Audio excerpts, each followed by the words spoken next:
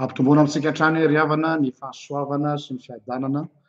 avy amin'Andriamanitra raintsika sy Jesosy Kristy Tompo. Vavaka isika rehetra. Feno fisaorana anao ny fonay Andriamanitro ny amin'izao alahady maraina izao indray, satria matoa mbola velonay na dia mbola amin'ny rano fo ny fahasoavanao tokoa ny mbola mahatoy zao anay. Ankehitriny entinao mitanila eto indray zahay handre izay ho lazainao aminay. Natanatananay ny vavanay mba ho fenonao fahaela velona, satria ny teninao dia aina ho an'izay mahazo azy ary fahasalamana ho an'ny nofony rehetra. Amin'ny anaranao Jesosy. Amen. Ny tenin'ny soratra masina zay akatsika ny toriteny amin'ity alahady faha 12 ny volana febroary taona 2024 ity. Dia arak'izay hita amin'ny bokin'ny Jeremia mpaminany toko faha 17. Jeremia toko faha 17 ka ny 15 hatramin'ny 15 ihany no anjaratsika. Jeremia toko faha 17 15 ka hatramin'ny 15 vaky toy izao amin'ny anaran'i Jesosy. Izao no lazain'i Jehova: ho voaozona zay olona matoky olona sy manao ny nofo ho sandro, ka miala am'i Jehova ny fo. Fa ho tahaka ny olona mahantra izy, any an-tany hay izy ka tsy ahita na dia avy aza ny soa. Fa honina any amin'ny tany karankaina, any anefitra, dia any amin'ny tany sira izay tsy honenana. Ho tahina zay olona matoky an' Jehova, dia zay manana an' Jehova ho tokony, fa ho toy ny azo ambolena eo amoron-drano izy, izay mamaka eo amin'ny ilan'ny rano mandeha, ka tsy atahotra na dia avy aza ny ainandro, sady ho maitso ny raviny, ka tsy hanay izy na dia miantona aza ny andro, fa tsy hitsahatra ny famohany. Amen.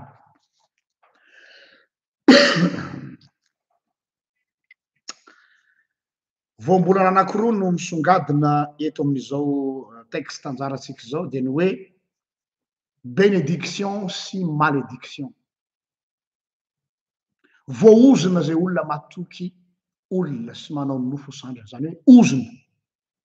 Ozona sy fitahina. Reo teny roa reo dia teny matetika fampiasantsika kristianina, fandre matetika ao anatina toriteny sy fampianarana. Sasany ara moa milaza fa manana recette hanesorana ny ozona, anapahana ny ozona, dia toy izany koa sasany koa milaza fa eo ampelantanany ny tsiambaratelo mba hahatonga ny fitahian'Andriamanitra hirotsaka eo aminao. Lalaovin'ny olona loatra io zavatra io, soit ataon'ny olona biby fampitahorana ny ozona mba hahatonga an'ilay olona miaino azy hatahotra, zay foana mantsy ny fanao, dia rehefa matahotra ny olona anankiray dia mora kely ny manipule azy. Misy ozona, misy ozona, misy ozona. Mitovy tsisy valaka amin'ny anao zay lazainy hoe nasian'olona ianao. Mitovy ny effet psychologique an'izany any anatin'ny sain'ny olona. Raha vao misy zavatra manjo anao dia nasian'ny olona lafika, nasian'ny olona zao ianao, dia taitra ianao satria ianao matahotra, dia mikorapaka, dia rehefa malemy saina dia lasa tokoa ianao mankany amin'izay heverina fa mahamanina vahaolana. Dia ohatr'izay koa ty resaka ozona ity. Hoe aty amiko ny fanalahidy analana anao amin'ny ozona, dia ohatr'izay koa ny fitahiana. Ka noho zany dia tsara mihitsy ny isian'izao texte zao mba hitondra fanazavana. Ao marina moa ny mécanisme entre guillemets, tsy tiako le terme mécanisme satria tsy mécanique io, tsy resaka automatisme io, ity resaka ozona sy fitahiana lazain'ny olona ity. Izy io dia fieveran-diso na lazaintsika hoe croyance populaire, zay moa ny atao hoe fieveran-diso. Satria rehefa miteny hoe fitahiana ao anatin'ny sain'ny olona ny mpitoriteny na ny kristianina, dia fitahiana synonyme valim-pity. Nahazo fitahiana be, nahazo fitahiana aho. Dia misy sous-entendu ao ambadik'izay hoe valika sasarana noho ny fitiavako an'Andriamanitra.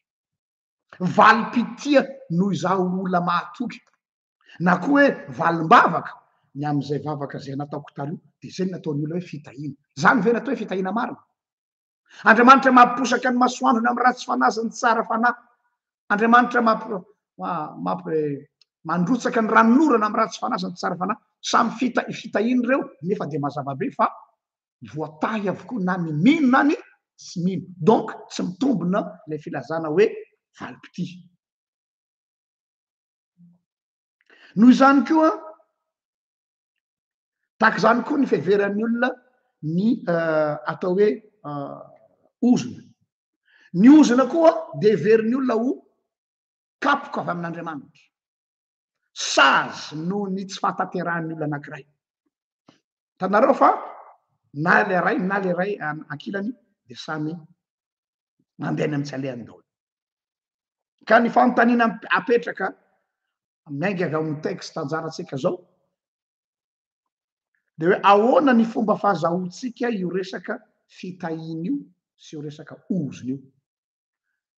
ahoana ny compréhensiontsika ny am'zany zavatra zany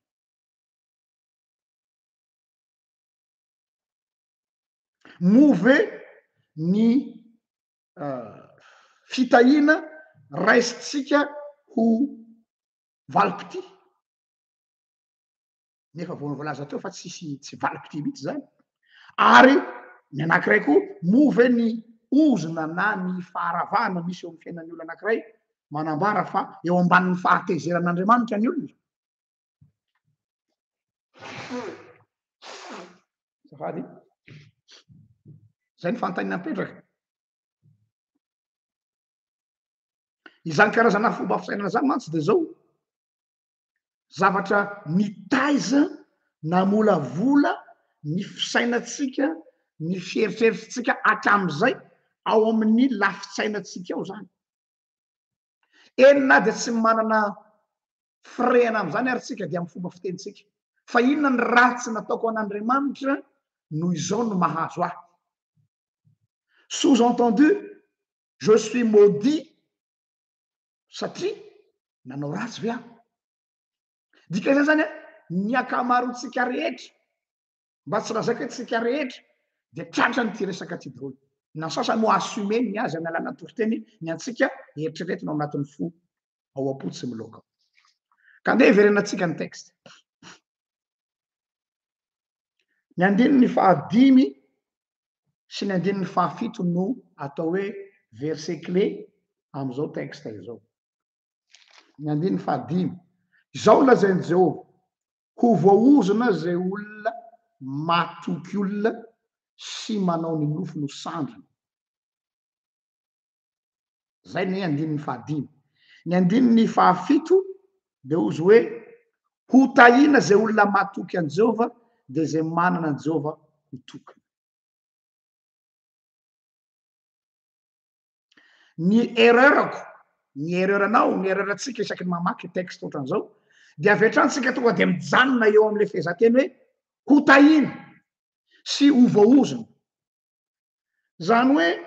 ao ambadiky zay formule zay de heveritsika hoe rehefa tononona amitsika ny fitahina na ny ozona dia ohatrany hoe misy mécanisme mystika milatsaka avy any an-danitra zany mianjera eo ambony lohanao hoe misy fitahina avy any an-danitra misy fahatezerana milatsaka avy any an-danitra heverin'olona toy ny afo zany natadidinareo ny mpianatry Jesosy aza rehefa tsy mety nanaiky ny mponina samaritana hamakivaky eo afovoan'ny tanàna Jesosy ny mpianany dia inona ny réflexe hangatahana afo avy any an-danitra ve tsy any mihitsy anefa ny ray tetenin'ny Jeremia ty hoe rehefa tena zoina ny fitahina zay tsiratsika fitahinana ozona tsy zay ny mécanisme lezy ny fomba nazavany Jeremia azy eto dia fanoarana anakiroa na métaphore anakiroa mazava tsara ny voalohany de zao ny olona zay manana fahatokinan'Andriamanitra ozy izy de hoariny amy lehilahy anankiray amin'ny olona anankiray zafady tahaka ny azo anankiray zafady izay ambolena amy toerana tsy misy rano mandeha fa eny amy tany ngazana eny amy tany ngazana de io azo ozy izy Jeremia de miankina amin'ny toetrandro raha misy orana dia mba mety hanantenana vokatra. Fa rehefa tsisy orana milatsaka kosa dia lazainy hoe lay sira manimba ny tany iny no lasa iny no hitroany akany loharano hivelomany dia lasa simba sy maina ary makeny. Io izy ny olona zay matoky an' Jehova dia hoariny amin'io hazo. Ny anankiray kosa dia hoariny amin'ny hazo anankiray ny olona zay matoky zay azafady ny olona zay matoky olona azafady. Le voalohany ny olona zay matoky olona dia hoariny amin'ny hazo ambolena any amin'ny tany ngazana tsy misy renirano any amin'ny tany maina dia tsy misy zavatra antenainy io hazo io raha tsy toetrandro ramba avo ny orana zay izy vao manantena vokatra.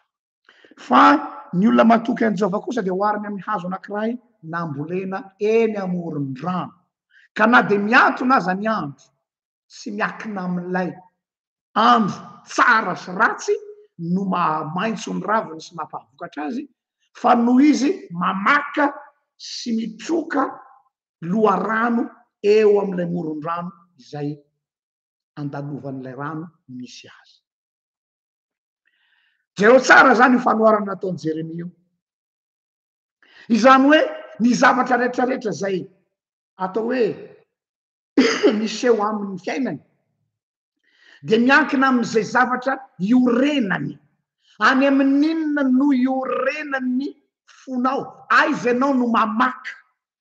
Aiza ianao no mitroka ny force na ny hery hiatrehanao ny zavatra rehetra? Miorina amin'inona? Mamaka amin'inona ny fiainanao? Mitovy amin'ilay hazo anankiray eo afovoan'ny savy selon le climat arakaraky ny toetrandro dia mamelana izy. Fa rehefa tsisy ranonorana dia eo izy no raisina. Io lay kristianina ohatran'ny manaraka meteo. Velona ny finoany rehefa misy entre guillemets fahasoavana na fitahina. Fa mitsipozipozy ny finoany rehefa tsy misy ny entre guillemets ny fitahina na ny fahasoavana satria miankina amin'izany ny finoany. Ny finoan'ny olona miankina amin'ny heverina ho fitahina dia mivadika ozona ho azy zany hoe mivadika pozina ho anao. Mivadika pozina ho anao satria kristianina injainjay ianao zany. Hainareo ilay injainjay. Miankina amin'izay ny finoanao sy mamaka amin'ilay tena loharano fa miankin-dova amina ranonorana misy na tsy misy. Ohatran'ny olona anankiray mipetraka amin'ny faritra Androy Atsimo iny. Raha ny olona amin'iny Androy Atsimo iny no miandro ranonorana efa ela no maty ny olona any. Satria tany dezertika, tany tsy misy ranonorana, indraindray anatin'ny 9 taona, 2 taona, 3 taona tsy misy ranonorana dia tsy aina zany ny olona any. Tsy maintsy mitady vahaolana ny manam-pahefana na ny association na ny olona mitady rano troana amin'ny pipeline avy any amin'ny loharano mba hahafahan'ny olona farafaratsy ny misotro rano na dia tsy betsaka azy. Fa raha navela amin'izao fotsiny miandro ny ranonorana dia maty ireo mponina ireo. Dia ohatr'izay koa raha kristianina miandry vaovao mahafaly hoe rehefa mba misy zavatra milamina ny fiainany dia mamiratra izy. Fa rehefa tsy misy ninona dia mitsipozipozy eny izy. Izay foana ve ny fiainanao? Aiza ianao no manovo ny loharano eo amin'ny fiainanao? Zay hoe aiza ny loharanonao? Amin'inona no hanorenanao ny fiainanao ray manontolo sy ny mombanao? Zay le hoe voaozona zay matoky olona. Raha miankin-doha tsy olona ihany fa zavatra io, reny olona ireny na ny toe-javatra anie ka tsy permanent e. Ponctuel ny dikan'izany. Mety misy olona nandrandrainao sy nantenainao fa io olona io tsy ho permanent foana. Na dia ataontsika hoe manana ny bonne volonté du monde ary izy dia voafetra izy ary voalaza ny soratra masina fa fofinaina foana no ambavorona tonga ny fotoana zay ialana eto am'ty tany ity na misy manjo azy de tapitra atreo midy atreo any amin'iza na any amin'inona no anakinanao ny fiainanao ty resaky ty a tsy resaka kivalavala fa c'est une question de vie ou de mort c'est une question de vie ou de mort ohatrany olona anankiray hoe tia ny tranoko za andeha hanao vakansy na za misy dia tsy maintsy aleako de tsy maintsy mitady olona mahatoky aho ametrahako ny lakile ny trano hoe de mahatoky anao a fa de apetrako aminao io sy n'importe qui no ametrahana ny lakile ny tranonao fa ny olona faraka zay atokisanao indraindray aza havanao akaiky anao zao tsy atokisanao ka zany hoe question de vie ou de mort ty oa fa sapady any amin'iza sy any amin'inona no anorenanao ny fiainanao ray amanontolo sao de tahaka an'le lehilahy nanorina trano eo ambony fasiky ka rehefa tonga ny tafio-drivotra sy ny orana de mirodana tanareo le hoe mamorona trano ambony fasika tsy hoe ratsy a fa ohatra ny olona anankiray manonofo hoe za zao mba tiako mba manana trano au bord de l'eau au bord de la mer eny amoron-drano de mahafinaritra de eo a zany mba mitsilailay eo rehefa tonga ny atoandro e mahafinaritra tokoa misy plaisir fa adinao rehefa misy ny tsunami adinao raha misy ny cyclone de enao ny voalohany fakony rivotra sy ny ranomasina mitsiritritra anao daholo ny olona ny voalohany hoe sambatra ery anao zany fa manana trano le pied dans l'eau ozany vazaha manana trano eo amoron-dranomasina tena tsara tarehibe paysage idyllique ozazany teny vahiny fa moindre cyclone sy dépression tropicale ianao ny voalohany traboina de ohatr'izany no fanoharana ataon'i Jesosy eto ny mametraka ny fiainany amin'ny olona ny mametraka ny fiainany amina zavatra enina io asanao io tsy azo antoka io zany hoe za manana asa tsara za tena stable ndao hoe mba jerena akaiky hoe inona le stabilité aka za manana CDI ka manana asa contrat indéterminé afaka mijoro vavolombelona eto fa be de be ny olona manana contrat indéterminé fa du jour au lendemain il se retrouve chômeur tsy assurance garantie zany ny fahasalamana tsy lazaina tsony sy ny sesa maro samihafa tsy ratsy ho azy zany volazako teo sana ohatra ny olona le manana trano amy toerana fa tsy azo antoka zany hoe miakina amina zavatra ny fitohirana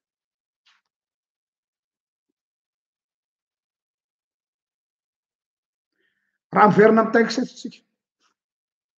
ny contexte nanomezana an'ity texte ny Jeremia toko fahafito amby folo andininy fahadimy ka hatramin'ny fahavalo ity de zao Andriamanitra nanome consigne mazava tsara an Jeremia rehefa taminy Nebokadnezara handeha hanababo ny zanak'Israely de nampitondrafatra mazava tsara an Jeremia izy lazao ny zanak'Israely hanaiky ny fahababona babiloniana mba tsy hisiany faharavana be loatra ny faharavana tsy maintsy isy satria anao babo fa mba moindre dégâts ho zay zany teny vahiny moindre dégâts tsy miaino zareo andeha hitady fampirarahana tamin'ny Assyrianina nandeha nitady fampirarahana tamin'ny Egyptianina mba hafahana mandositra ilay fanababona zay le izy hoe inona no henonao ozy izy Jeremia ny logike sy ny raisonnement hoe hitady raha-pihavanana amreto olo-kafa zay heveriny fa ty azy ny hevitra ny zanak'Israely fa zany Assyrianina zany itsitsy azy il se trompe ny hevitra ny zanak'Israely fa zany Egypta zany ty azy fantatrareo fa zany Egypta zany anisan'ny nampahory azy de any ve enao mitady alliance any ve enao mitady vahaolana manoloana an'ity problema ity dia tsy nanome eritreritra i Nebokadnezara handrava ny tempoly fa noho zareo nanao résistance noho zareo nanohitra de tezitra Nebokadnezara hoe bon si c'est comme ça ataoko malala ny anarako nareo zany nahatonga ny tempolo rava sy may ditsa ny zanak'Israely de eo am'izay verina le fanontaniana terle aloha ery hoe voaozona ve izy Andriamanitra ve nanozona an'Israely ka nahamay ny tempoly azafady ny didohany nandrorany tsy lany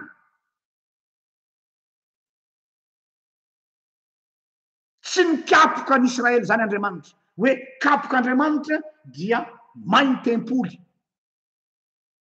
efa mazava ny afatra ekeo ny arrangement Nebokadnezara dia tsy rava ny tempoly zareo nandeha any donc hitanareo am'izany fa le ozona isika ihany no lasa malédiction ho atsika fa tsy Andriamanitra isika ihany no micréer an'ilay atmosphère de malédiction fa tsy misy malédiction milatsaka avy any an-danitra zany ka Andriamanitra manozona anao fa ianao no mandrora mitsy lany ianao no micréer problème ho anao tahaka nyty nahazo ny zanak'Israely ity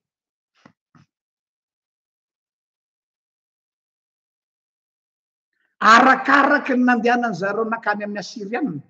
arakaraky nandehanany zareo nylafika tany amin'ny Egyptiana vao maika niletika amin'ny vie pratique kristianina mahare feo be deabe tsika rehefa miatrika problème samy miteny daholo ny fianakaviana zao ny vahaolana amin'io miteny ny mpiara-miasa zary mahay an'izao ny sainao koa mandeha any amin'inona no hanorenanao ny fanapahan-kevitrao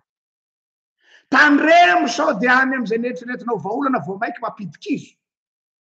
sao de tonga am'le fitenitsika malagasy hoe boka mialim-poza zany hoe ahoana ny boka mialim-poza nandeha mba ny sikotra foza hono raha boka de ny tanany mondro de arakaraky ny sokirany any le foza vao maiky miletika any le zavatra de avy eo anao rehefa misy mahazo anao de hoe forinanitro fa maninona re am'izao ny mahazo aho ataovy kely aloha ny genèse n'lay mahazo anao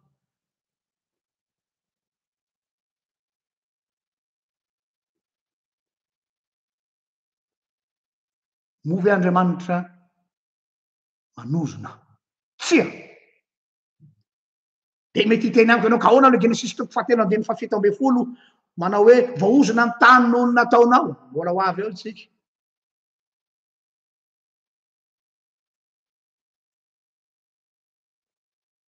tahaka ny filazany sasany hoe raha fitiavan'Andriamanitra manina misy ny afo be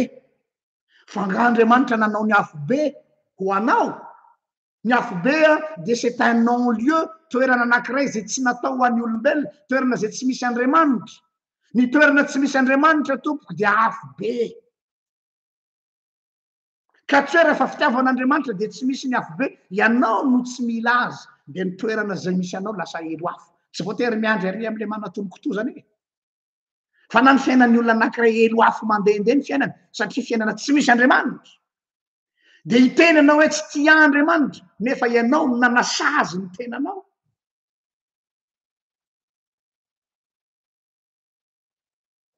ahoana am'izay le Genesis toko fahatelo andiny fafito amby folo voaozona ny tany no nataonao satria niainy feo ny vadinao ianao izy zaho songe jerentsika Genesis toko fahatelo andiny fafito amby folo hoe mba ho azotsika tsara le mécanisme Genesis toko fahatelo andiny fafito amby folo aro koa izy tamin'ny Adama satria efa niainy ny feo ny vadinao ianao zany hoe io no loharanona novozanao ny fanapahan-kevitrao fa tsy niteniko de ny ihinananao ny hazo zay nandrarako anao aza ihinananao dia voaozona ny tany no nataonao misy zavatra be deabe eo voalohany indrindra izao loza mahazo anao zao aloha aza tsipinao aty amiko mora kely masiny manipy andraikitra any amin'Andriamanitra ary mora kely koa no manipy andraikitra any amin'ny devoly satria mihaino feony vadinao ianao. Inona ny dikan'izany?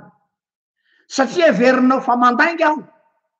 satria everinao fa tsy mari-potitra ny lazaiko, fa ny tenin'ny vadinao io no totrany il y a du bon sens. Le zavatra everitsika c'est du bon sens, lasa c'est du n'importe quoi rehefa avy eo. Le bon sens. Ray zay. Faharoa manarakaraka an'izay, voaozona ny tany noho ny nataonao. Zany hoe ianao no manimba, tsisy idirako hozy Andriamanitra. Rehefa